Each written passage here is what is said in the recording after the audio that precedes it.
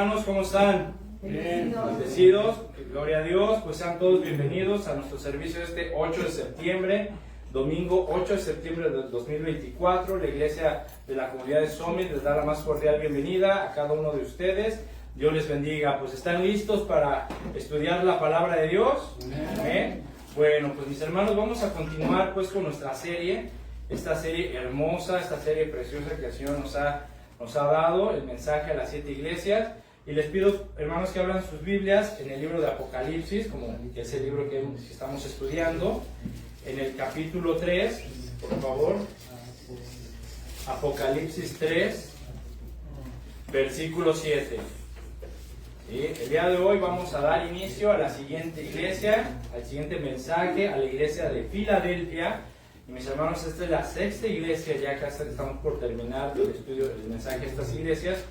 Y hoy vamos a ver el mensaje a la iglesia de Filadelfia. ¿Ya tienen la lectura? Amén. Dice la palabra en el nombre del Padre, del Hijo y del Espíritu Santo. Escribe al ángel de la iglesia en Filadelfia. Esto dice el santo, el verdadero, el que tiene la llave de David, el que abre y ninguno cierra, y cierra y ninguno abre. Yo conozco tus obras. He aquí, he puesto delante de ti una puerta abierta, la cual nadie puede cerrar, porque aunque tienes poca fuerza, has guardado mi palabra y no has negado mi nombre.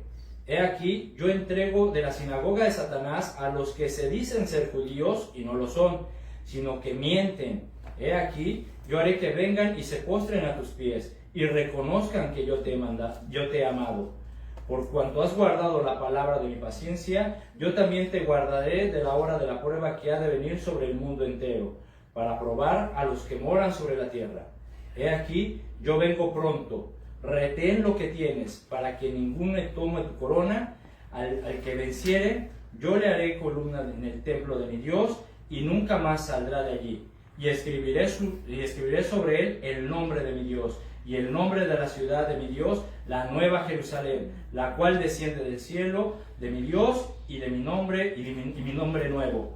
El que tiene oído, oiga lo que el Espíritu dice a las iglesias. Señor, te damos gracias por este tiempo.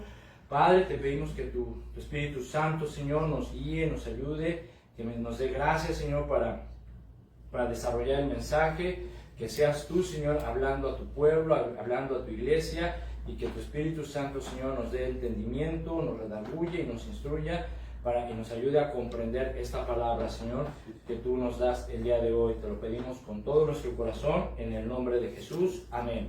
Muy bien, mis hermanos, pues iniciamos el mensaje a la iglesia de Filadelfia, la sexta iglesia. Y bueno, para comenzar, pues vamos a ver o a estudiar la situación geográfica de la iglesia de Filadelfia. Esta iglesia está situada en lo que actualmente es Turquía, entre el río Kogamis, entre las ciudades de Esmirna y Sardis.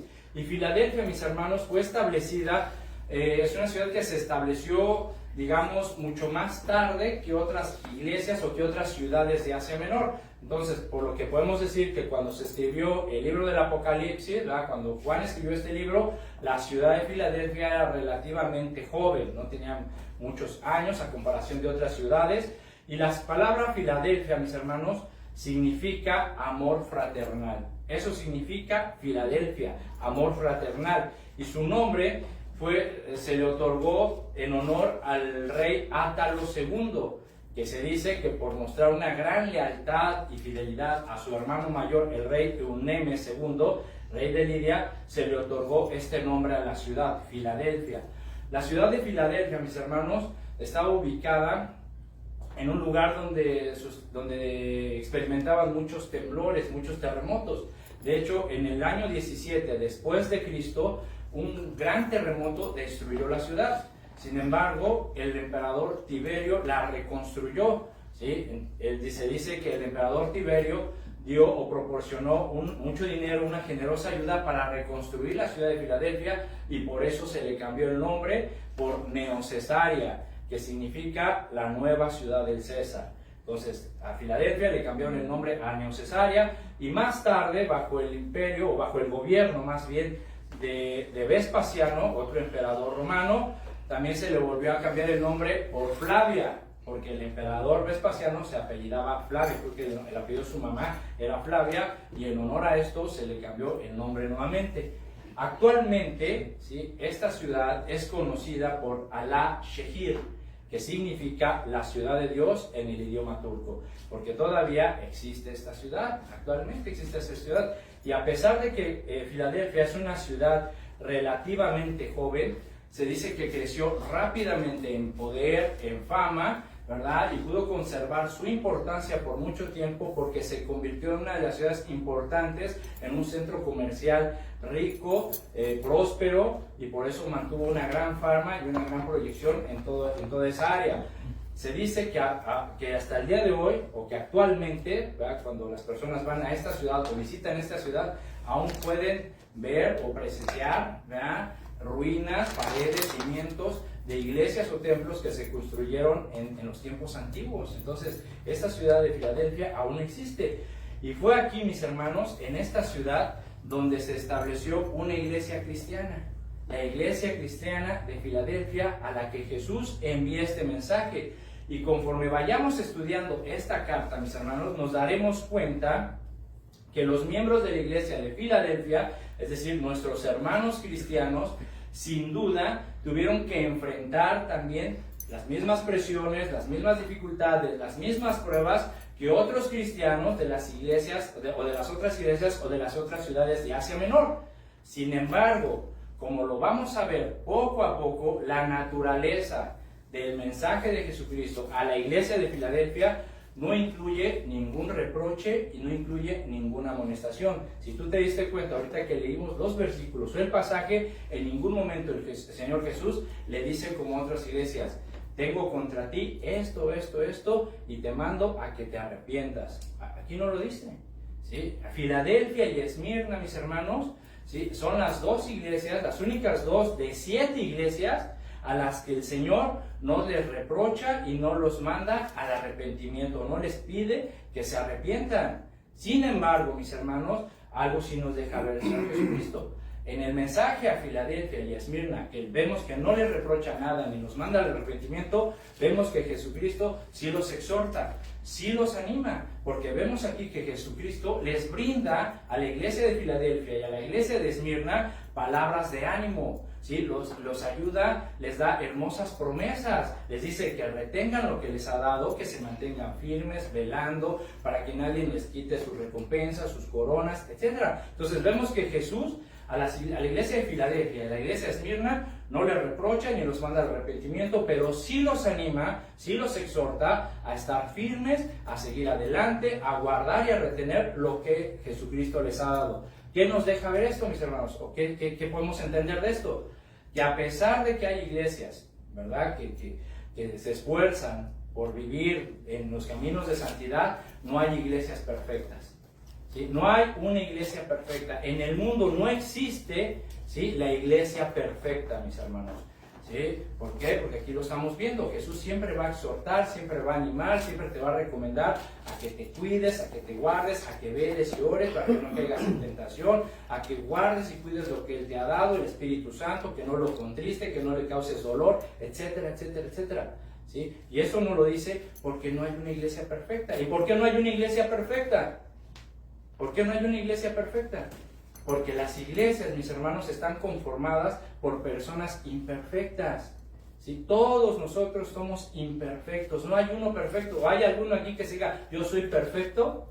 Nadie. Somos imperfectos. Tenemos debilidades, tenemos problemas, ¿verdad? Entonces no hay perfectos. Por eso decíamos hace 8 días que consideramos la iglesia como un hospital, ¿verdad? Donde vienen gentes enfermas, personas enfermas, dañadas, heridas, ¿verdad? Donde necesitan a Jesucristo, necesitan venir a la iglesia para ser sanadas, reconfortadas, aliviadas. Algunos tal vez necesitan estudios más profundos, un tratamiento de Dios más profundo. Algunos ya necesitan una operación, tal vez, ¿verdad? Espiritualmente hablando, una transfusión, un trasplante de corazón, por ejemplo, para que Jesucristo nos quite ese corazón de piedra y nos ponga un corazón ya de carne, un corazón sabio y entendido y humilde, ¿verdad? Entonces la iglesia, mis hermanos, es como un hospital. Aquí venimos a ser reconfortados, fortalecidos, sanados por el Hijo de Dios, por medio de su palabra y por medio de su Espíritu Santo. Entonces no hay iglesias perfectas,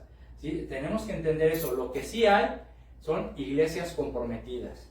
Eso sí hay.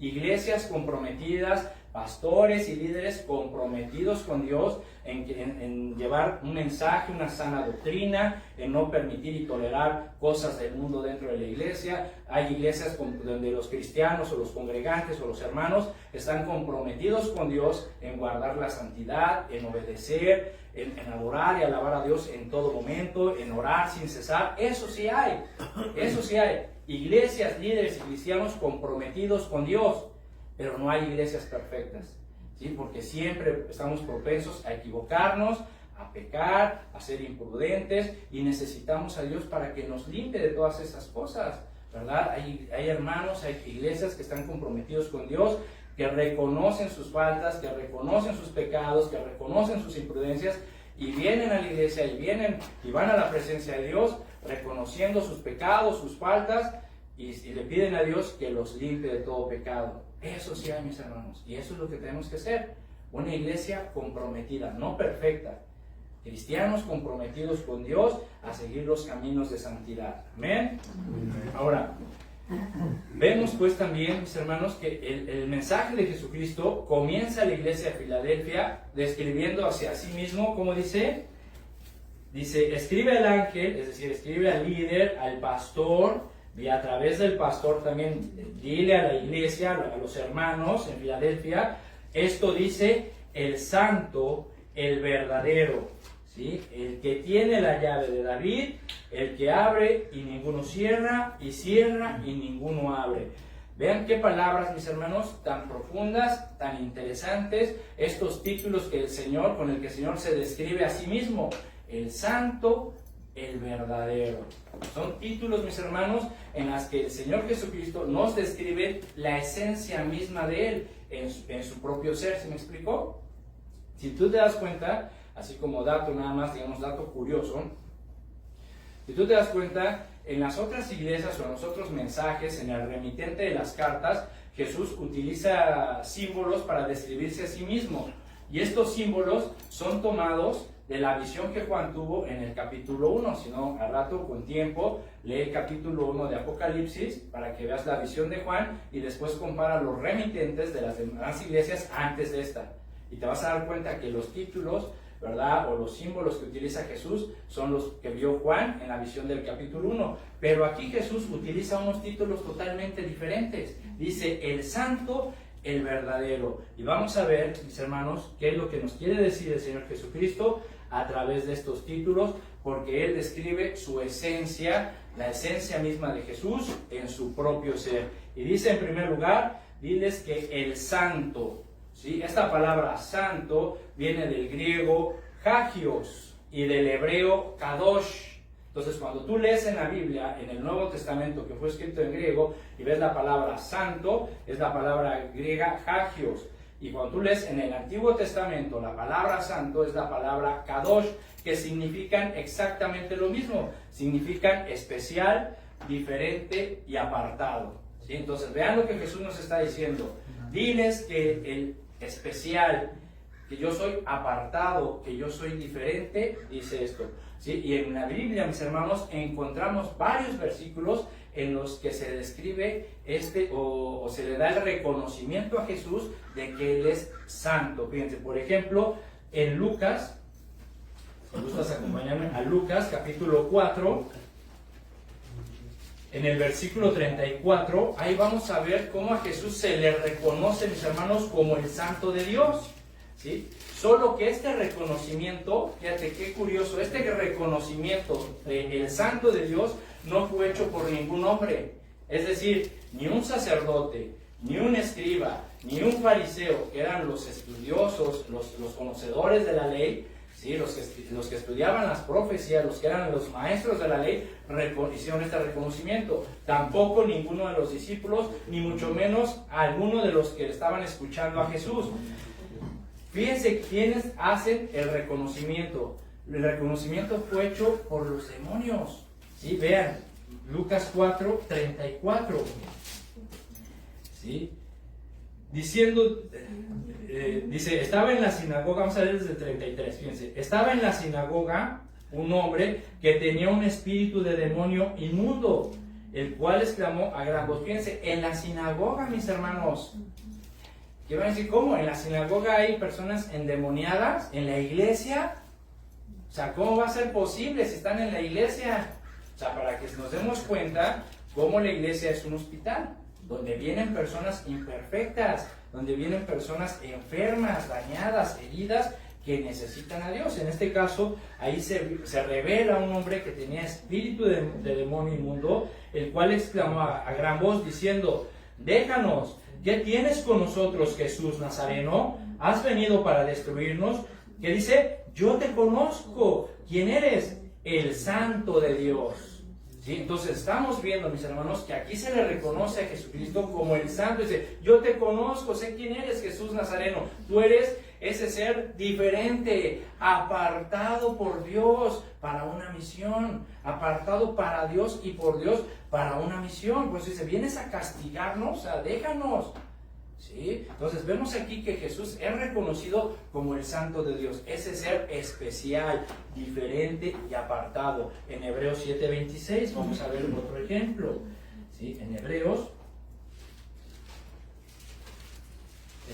7, capítulo 26, vamos a ver lo que se dice acerca de Jesús. Hebreos 7:26 dice: porque tal sumo sacerdote nos convenía, santo, inocente, sin mancha, apartado de los pecadores y hecho más sublime que los cielos. Vean nada más qué descripción tan hermosa de nuestro Señor Jesucristo. Tal sumo sacerdote, ¿sí?, nos convenía. ¿Cómo era? Santo, inocente, sin mancha, apartado de los pecadores y hecho más sublime que los cielos. ¿Qué nos está diciendo Hebreos acerca de Jesús, mis hermanos? ¿Sí? Nos está diciendo que Jesús era un ser completamente puro, ¿sí? Puro, ¿sí? Y de hecho la palabra puro o pureza es un sinónimo, ¿sí?, con el cual tú puedes describir la santidad. ¿Sí? Si tú quieres decir santidad, es 100% puro. La pureza de Jesucristo, la santidad de Jesucristo. ¿Sí? Entonces, con esa palabra pureza puedes describir también lo que es la santidad. Entonces, Hebreos nos está diciendo que Jesucristo era totalmente, 100% una persona, un ser puro. ¿Sí? Había pureza en él en toda su manera de vivir. En Primera de Pedro, ¿sí?, capítulo 1, leamos lo siguiente. Primera de Pedro 1:15. Primera de Pedro 1:15. Dice: sino como aquel que los llamó es santo, sed también vosotros santos en toda vuestra manera de vivir, porque escrito está: sed santos, porque yo soy santo. ¿Sí? Entonces, vean nada más aquí, mis hermanos, ¿qué nos está diciendo? A ver, vemos en estos tres ejemplos que se reconoce a Jesucristo como el Santo de Dios, ese ser apartado, especial, ¿verdad?, diferente de Dios, ¿verdad?, para hacer su voluntad. Y también nos dice en Hebreos 7, dice que ese ser apartado, especial, es 100% o totalmente puro. Y aquí en Primera de Pedro nos dice: sed santos porque yo soy santo. Entonces, Jesucristo, al decirnos que Él es santo, o al decirle a la iglesia el santo, nos está diciendo que Él es 100% puro. Es decir, que en Él no hay mancha ni contaminación de nada. Al decirnos Jesús que Él es santo, nos está diciendo que en Él no hay sombra de variación, que Él no cambia, que Él sigue siendo el mismo ayer, hoy y por los siglos de los siglos. Entonces, en Él no hay cambios. Al decirnos Jesús que yo soy el santo, nos está diciendo que en Él no hay rasgos de tinieblas o iniquidad o maldad. Más bien, Jesús nos está diciendo, al decir el santo o yo soy santo, nos está diciendo que Él es totalmente transparente. Él es totalmente transparente. ¿Por qué? Porque Él es santo, Él es puro, Él es especial, Él es diferente, Él está apartado de todo y por todo y para Dios, mis hermanos. ¿Sí? Entonces vean lo maravilloso, ¿sí? de la esencia de Jesucristo. Él es santo, puro, especial, transparente. Él no cambia, en Él no hay pecado ni maldad. ¿Sí? Y aquí en 1 de Pedro 1:15, ¿qué se nos dice? Se nos da una instrucción, se nos da una orden a aquellos que fuimos llamados por Él, que dice, sino como aquel que los llamó. A ver, ¿cuántos de aquí fueron llamados por Cristo? Amén. Amén. Bueno, pues así como aquel que te llamó, si tú dijiste amén y tú dices, sí, Dios me llamó, yo soy cristiano, soy discípulo de Jesús, bueno, porque Cristo te llamó, la instrucción y la orden es, sean santos. Seamos santos. ¿Qué significa? Que seamos diferentes. Seamos diferentes. ¿Diferente a qué? Diferente en toda nuestra manera de vivir. Diferentes a tus compañeros de trabajo. Diferentes a tus familiares que no son cristianos. Diferente a tus compañeros de la escuela. ¿Sí? Diferentes. Seamos diferentes. Porque hemos sido llamados, hemos sido apartados para Dios, para sus propósitos, para su voluntad. Somos de una manera, somos especiales. ¿Sí? Y no lo digo con soberbia y orgullo, sino que Dios nos ha llamado y nos ha apartado para hacer su voluntad por medio de nosotros. Entonces tenemos que apartar nuestra vida. ¿Sí? Tenemos que vivir una vida apartada del pecado, apartada de la maldad, apartada de todas esas cosas que el mundo ofrece. ¿Sí? Es decir, en pocas palabras, necesitamos ser transparentes en toda nuestra manera de vivir.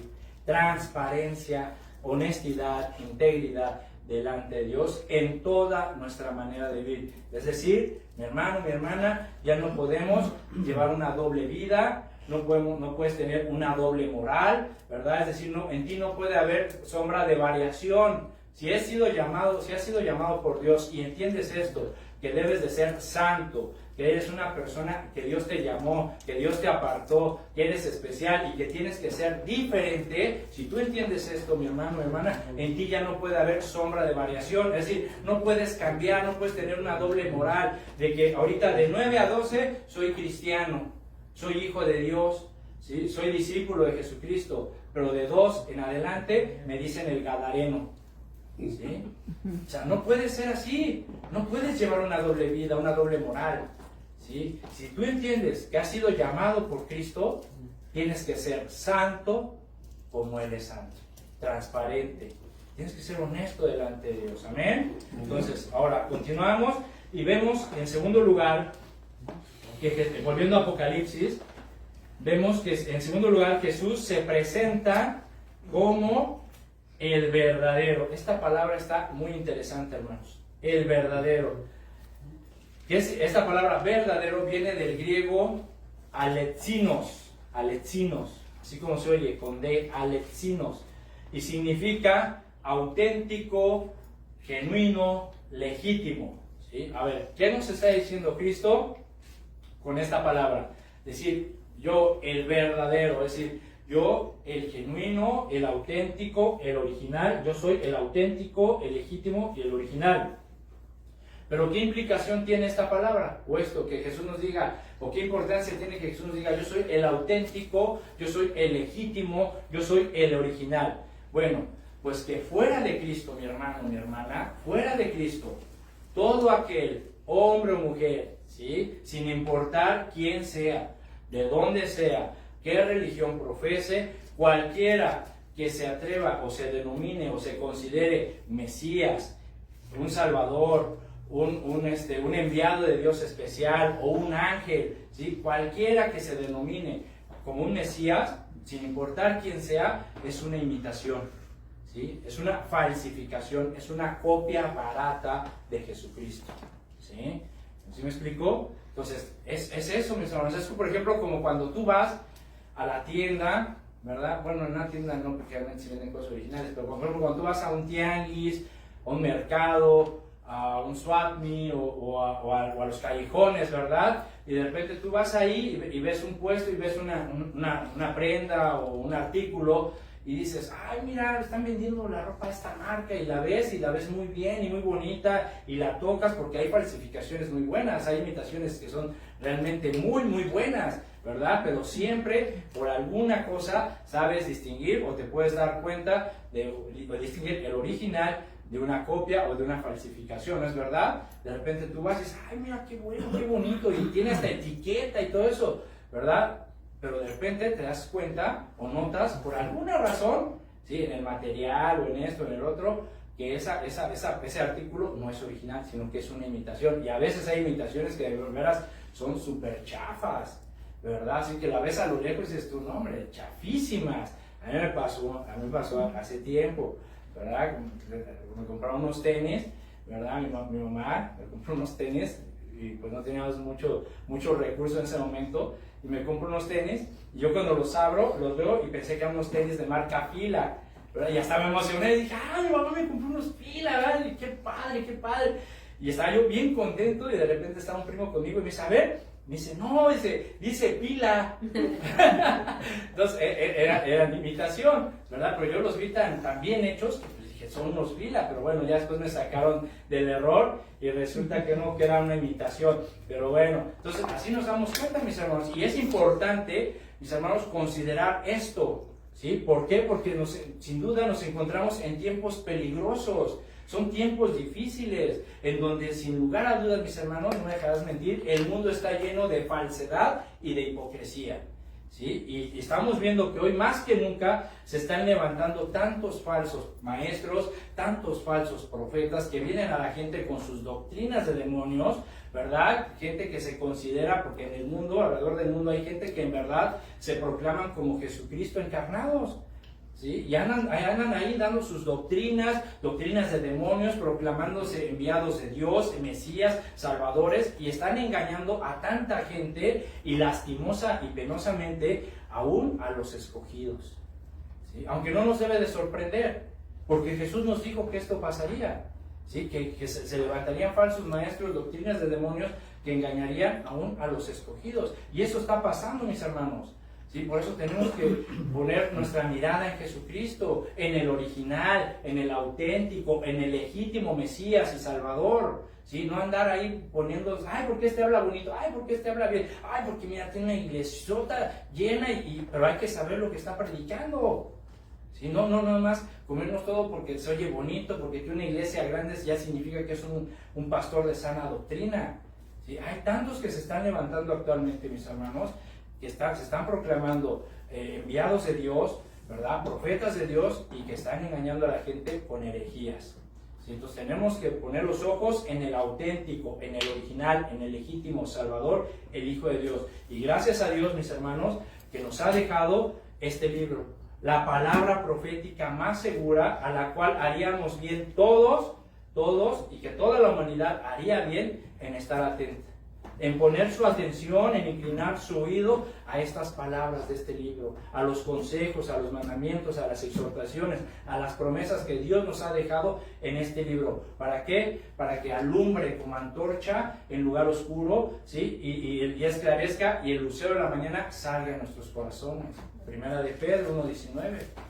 ¿Sí? Bien haríamos, mis hermanos, todos, ¿sí? En poner atención a las palabras de este libro. Bien haría la humanidad en poner atención en las palabras de este libro, para que Dios nos guíe e ilumine nuestro camino siempre. Así que no te apartes, mi hermano, no te apartes de leer este libro todos los días, no te apartes de orar, no te apartes, hermano, de los consejos, de la reprensión, la exhortación, los ánimos, las promesas de Jesucristo, porque esas promesas y esta palabra que nos ha dejado iluminan tu camino, hermano. Amén. Y es que en este libro, mis hermanos, Jesús mismo nos hace una declaración impactante para cualquier persona. Miren, en Juan 14:6, ¿qué nos dijo Jesucristo? Todos no lo sabemos. Juan 14:6, ¿qué dijo? Yo soy el camino, la verdad y la vida. O sea, qué declaración, mis hermanos, tan impactante para cualquier persona, ¿sí? Tan profunda. Que Jesucristo diga, yo soy el camino, o sea, ratificando, yo soy el camino, yo soy la verdad, yo soy la vida, ¿sí? Y actualmente, y a través de la historia, no ha habido nadie, ni creo que exista alguien, que se atreva a decir esto. Por muy santo, por muy enviado de Dios, por muy profeta, por muy Cristo encarnado que se sienta, ¿sí? Cualquier ser humano ¿sí? Y a través de la historia, cualquier líder que haya existido nunca se ha atrevido, y estoy seguro que nadie se atreverá a decir yo soy el camino, yo soy la verdad y yo soy la vida. ¿Por qué? Porque son imitadores, son falsificaciones, son copias baratas de Jesucristo, y no se van a atrever, y eso es lo que, mis hermanos, nos hace distinguir al original del verdadero, porque Jesús dijo, yo soy el camino, yo lo ratifico, yo soy, ¿sí? Yo soy la verdad, yo soy la vida, ¿sí? Y en Colosenses 2:3, si gustas acompañarme, en Colosenses, fíjate lo que se dice. En Colosenses 2:3 dice que en Cristo están escondidos, ¿qué dice? Todos los tesoros de la sabiduría y del conocimiento. ¿Sí? Él es el camino, la verdad y la vida. Y en Él, en Jesucristo, están escondidos todos los tesoros de la sabiduría y del conocimiento. Es decir, ¿quieres ser sabio en esta vida? ¿Quieres tener conocimiento? ¿Quieres ser inteligente? Escucha a Cristo. Sigue a Jesucristo. Conoce a Jesucristo. Inclina tu oído, siéntate a sus pies y escucha su palabra, porque en Él están escondidos los tesoros de la sabiduría y el conocimiento. Entonces, ¿quieres ser sabio en esta vida? ¿Quieres tomar buenas decisiones en tu trabajo, en cómo educas a tus hijos, en tu matrimonio, en la iglesia, en el ministerio? Aquí está el secreto, Cristo. Jesucristo es el secreto para ser sabio, para ser inteligente, para tener conocimiento, para saber qué hacer. No necesitamos el consejo del compadre, de la comadre, del primo, del hermano, del psiquiatra. No necesitamos eso, necesitamos a Cristo en tu vida, ¿sí? Necesitas que seguir al original, al auténtico, al genuino, ¿sí? Al que es el camino, la verdad y la vida. Eso necesitamos, ¿sí? ¿Por qué? Porque sin Cristo, mi hermano, o separado de Cristo, créeme, no vas a tener verdades absolutas. Separados de Cristo o sin Cristo en tu corazón, no hay verdades absolutas, ni tendrás verdades absolutas en tu vida. Todo será relativo para ti. ¿Qué es relativo? Que tú vas a tener tu propio concepto, tu propia idea de la vida, tú vas a sacar tus conclusiones de lo que es bueno, de lo que es malo, de lo que es falso, de lo que es verdadero, de lo que te conviene o no te conviene.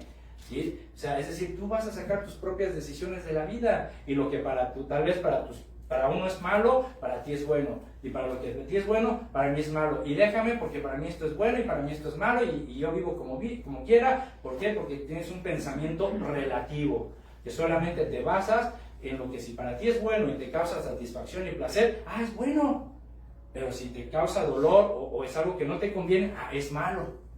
¿Sí? Eso es relativismo. ¿Sí? Cuando la gente vive sacando sus propias conclusiones de la vida. Entonces, sin Cristo, mis hermanos, no habrá un conocimiento o un discernimiento genuino. Siempre vas a estar dudando, nunca vas a saber qué hacer, siempre vas a estar adivinando, ¿sí? O preguntándole al otro, ¿qué hago? ¿Y qué hago? ¿Y cómo le hago? ¿Sí? ¿Por qué? Porque no sabes discernir, no tienes un conocimiento y un discernimiento genuino. Sin Cristo o separados de Cristo, mis hermanos, no hay sabiduría verdadera. No hay sabiduría verdadera. Y la que existe en este mundo, mis hermanos, la sabiduría de que existe en este mundo es una sabiduría adulterada, corrompida, alterada, torcida. ¿Sí? Entonces, tú sabes o tú sabrás a quién estás siguiendo, a quién estás escuchando. ¿Sí? Si inclinas tu oído al original, a la verdad, ¿sí? Al auténtico, ¿sí? O buscas sabiduría y conocimiento en cualquier otro. ¿Sí? Si aceptas esta palabra, que es verdad absoluta, o vas a seguir manteniendo tus pensamientos y tus ideas relativas, de que para mí esto es bueno y para mí esto es malo. Si quieres saber, mi hermano, lo que piensa Dios, o el concepto de Dios acerca de la sabiduría de este mundo, ¿quieres saber lo que piensa Dios acerca de la sabiduría del mundo? ¿Sí o no? Sí. Bueno, 1 Corintios 3:18. Escribe la cita, porque yo te la voy a leer de la traducción lenguaje actual y quiero que la escuches. 1 Corintios 3:18 al 21. Fíjense, ¿eh?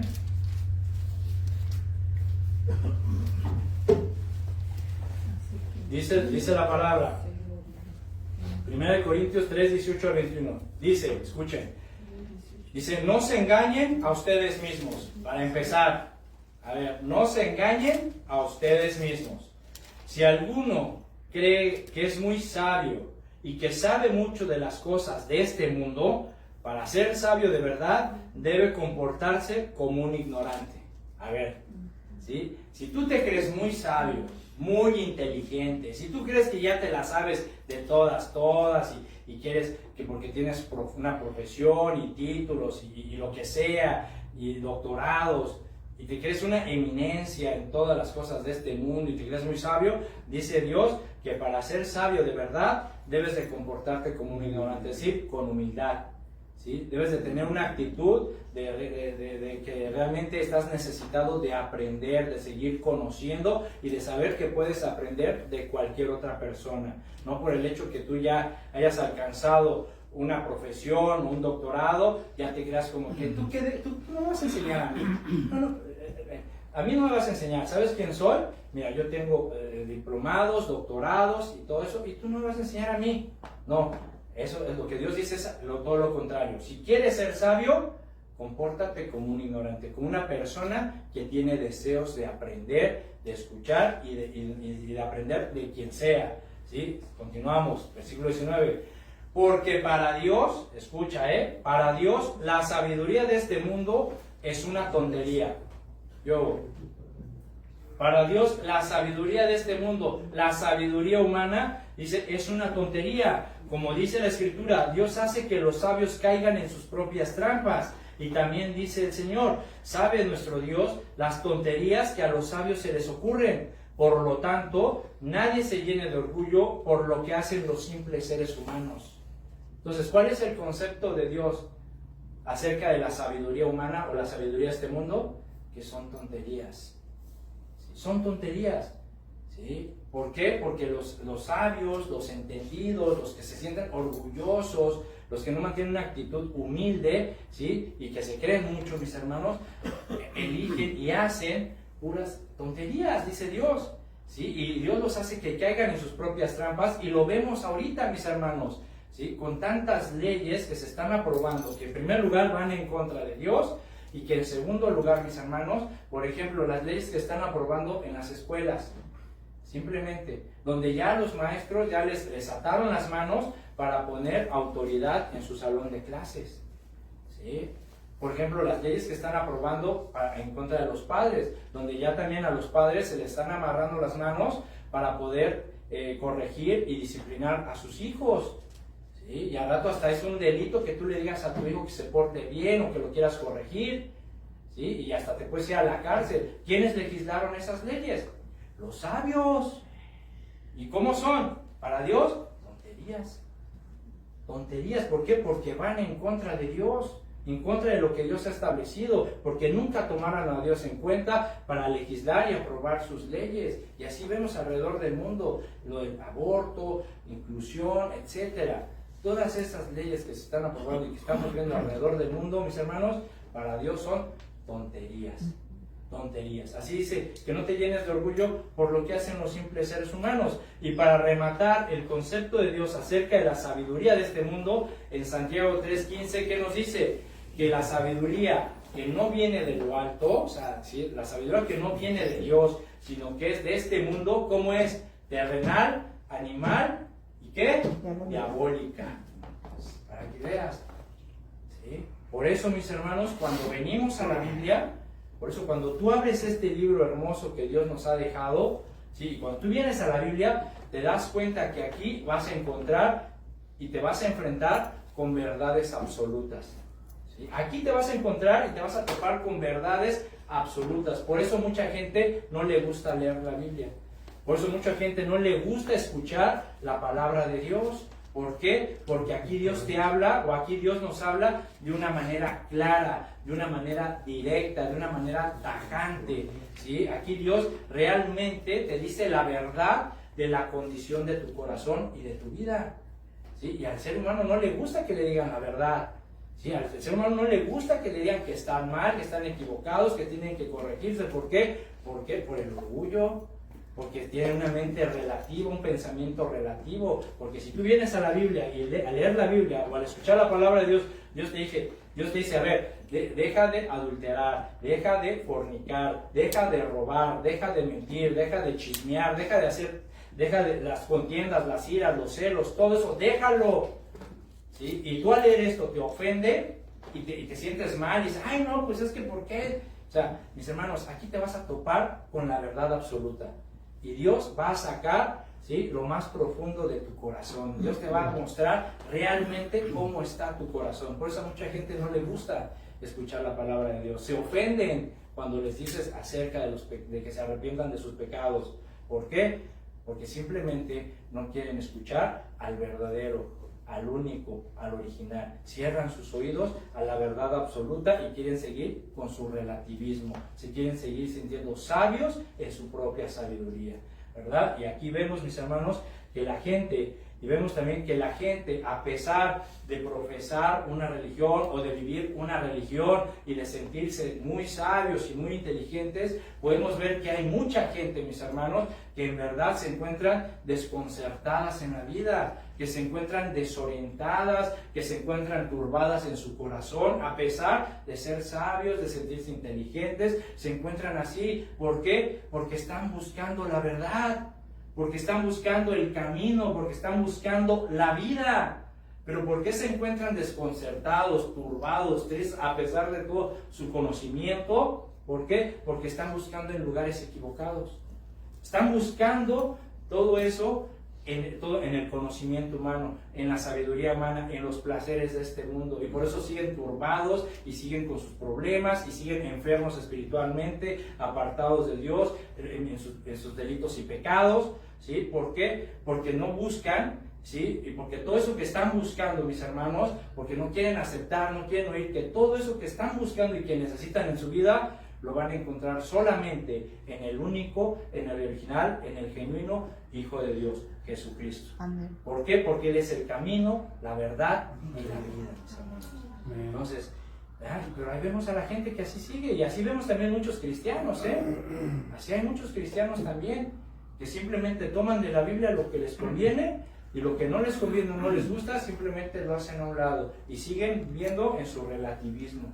Ay, bueno, Dios dice esto, pero bueno, yo pienso que mejor así. Ay, pues sí, Dios me ordena que ya no me comporte así, pero bueno, pues, ¿a quién le dan pan que llore? Una canita al aire, etc. No. Acuérdate, si tú fuiste llamado por Cristo y ya entendiste que fuiste llamado por Cristo, debes de ser santo, porque Él es santo. Amén. O bien, continúa, volviendo a Apocalipsis, continúa diciendo nuestro Señor Jesucristo en el versículo 7, el santo, el verdadero, ¿verdad? Este ser 100% puro, transparente, apartado por Dios, que es el camino, la verdad y la vida, el original, el genuino, dice, es el que tiene la llave de David, el que abre y ninguno cierra, y cierra y ninguno abre. Bueno, aquí la pregunta lógica que creo que a todos nos surge es, pues, ¿qué es la llave de David? ¿No es verdad? O sea, ¿qué significa, qué simboliza la llave de David? Bueno, para entender esto hay que ver que estas palabras de Jesús son tomadas de una profecía que escribió Isaías en el capítulo 22. Así que vamos a Isaías rápidamente para leer dicha profecía. Isaías capítulo 22. No sé si apagaron el aire acondicionado, ¿eh? Parece. Isaías capítulo 22, ¿sí? Versículo 22. Dice, cuando tengan un fuerte amén. Amén.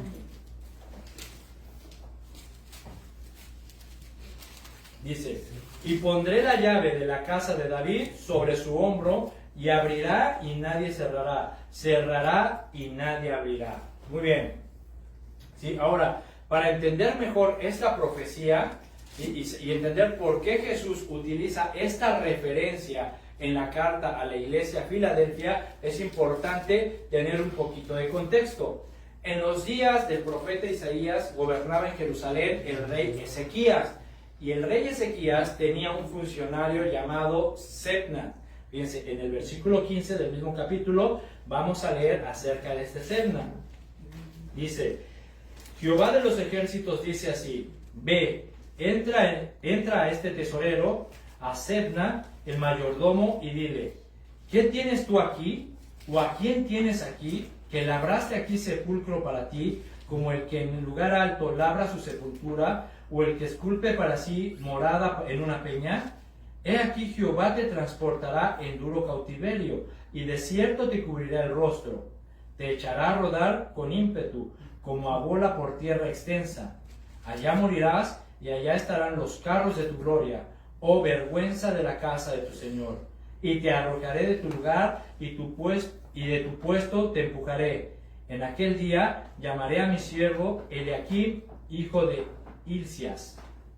Muy bien, este Sebna, mis hermanos, como lo acabamos de ver, ejercía como tesorero, como un mayordomo, es decir, era una especie de jefe del personal, y él se encargaba, mis hermanos, de controlar la entrada al palacio real. Es decir, cualquier persona que tenía la intención de entrevistarse con el rey tenía que pasar forzosamente por Sebna para ver la agenda, para ver el itinerario, para ver de qué se trataba su visita, qué era lo que quería. Entonces, la posición que ejercía Sebna, este hombre, era de mayor rango y autoridad e importancia dentro del reino. Ahora, este hombre, ¿sí?, había actuado de manera indebida con su cargo, buscando su propio beneficio personal. Como consecuencia de sus acciones, el profeta anuncia que sería ¿qué? Transportado por Dios en cautiverio, y que sería reemplazado en su posición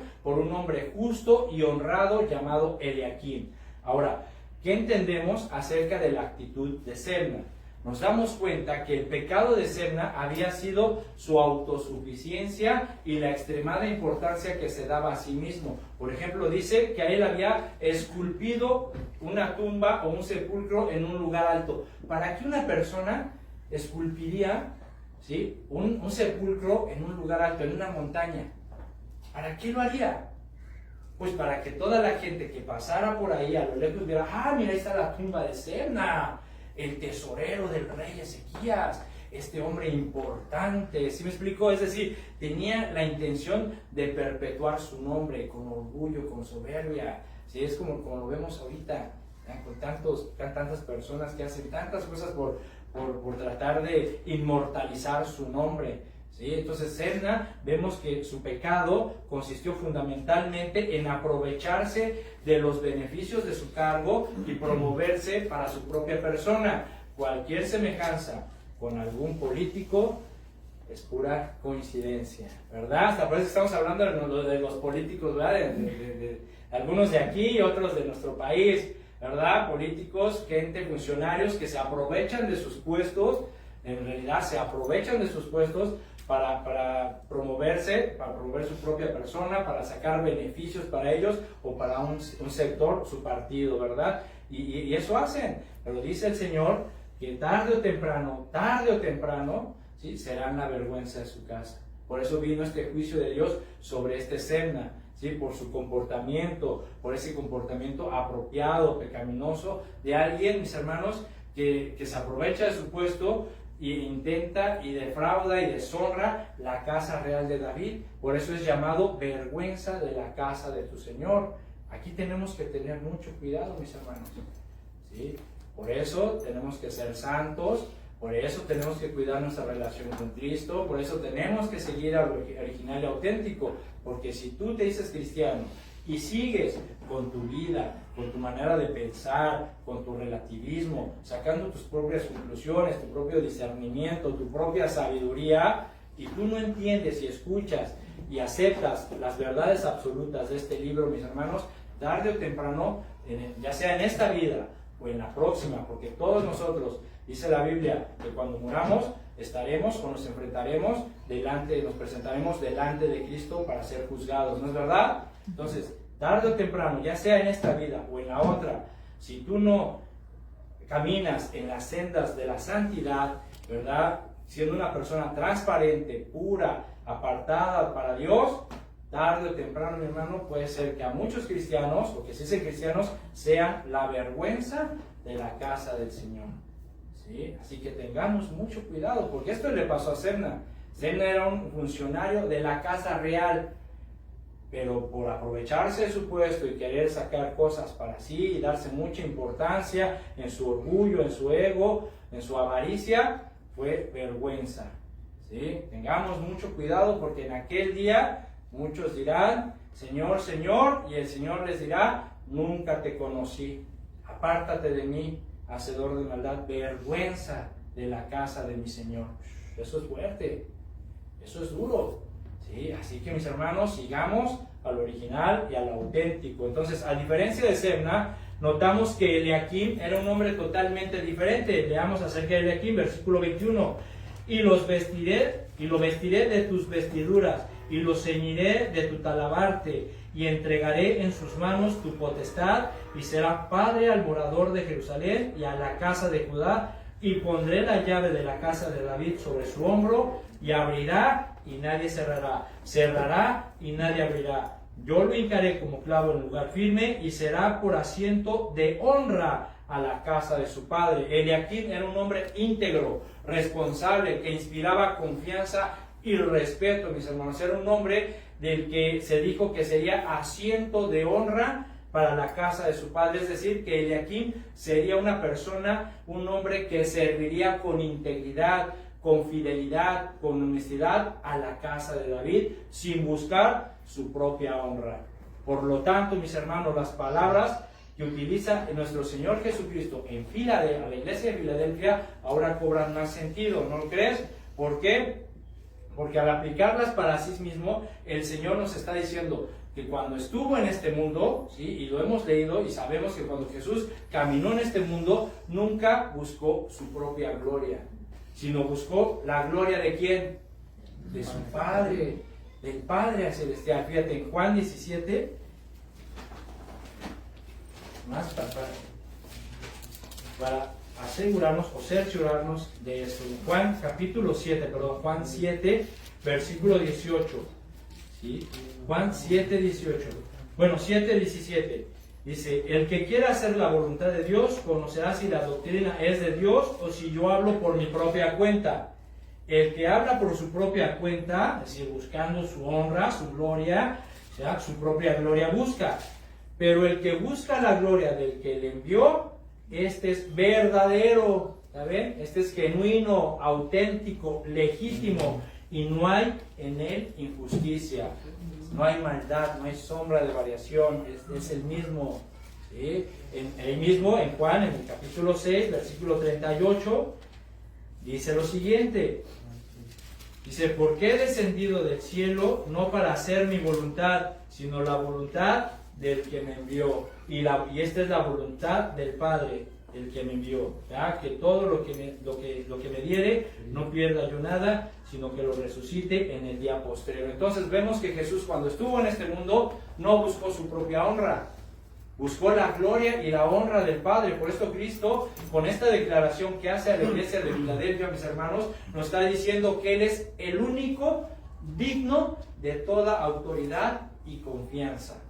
Por lo tanto, ahora Él es el que Jesucristo tiene la llave de David, y Él mismo dice es el que abre y ninguno cierra, y cierra y ninguno abre. Esta llave, mis hermanos, representa un símbolo de autoridad, es decir, que nadie puede interferir en lo que Jesucristo decide o hace, porque Él tiene toda autoridad sobre cualquier cosa. Jesús, mi hermano, mi hermana, es el que determina, porque Él tiene la autoridad de lo que hace, de lo que abre o lo que cierra con su iglesia. ¿Sí? Jesucristo, porque Él tiene la autoridad, Él es el que decide si lo que abre o lo que cierra en tu vida. ¿Sí me explicó? Porque Él es el que tiene la autoridad, Él tiene la llave de David, Él decide lo que abre o cierra para ti, a tu familia, a tu negocio, a la congregación, Él es. ¿Sí? Y por eso, mis hermanos, toda nuestra confianza y toda nuestra fe deben de ser puestas en nuestro Señor y Salvador Jesucristo, porque Él es el único, Él es el auténtico, Él es el legítimo Hijo de Dios.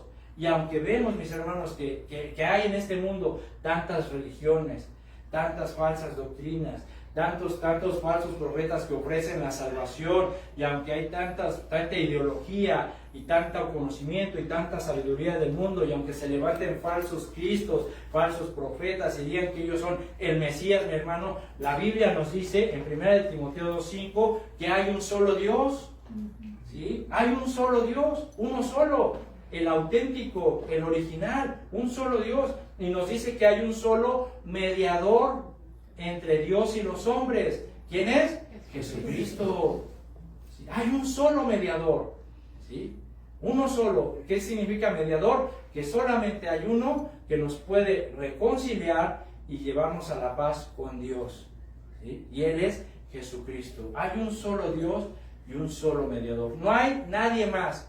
¿Sí? Nadie más. Aunque se proclamen Jesucristos encarnados, no hay nadie más en este mundo, ni lo ha habido, ni lo habrá, mi hermano, ni Pedro, ni Pablo, ni Juan, ni la Virgen tal, ni nadie, ni ningún líder religioso, nadie podrá darnos la salvación y darnos la paz con Dios y reconciliarnos con el Padre, más que uno solo, el Santo, el verdadero, el Hijo de Dios, Jesucristo. Por eso, mis hermanos, Jesús es el Santo de Dios, Él es el camino, la verdad y la vida, y por eso Cristo merece toda la honra, la gloria, el poder y la autoridad por los siglos de los siglos. Amén. Amén. Amén. Así que sigamos a Cristo.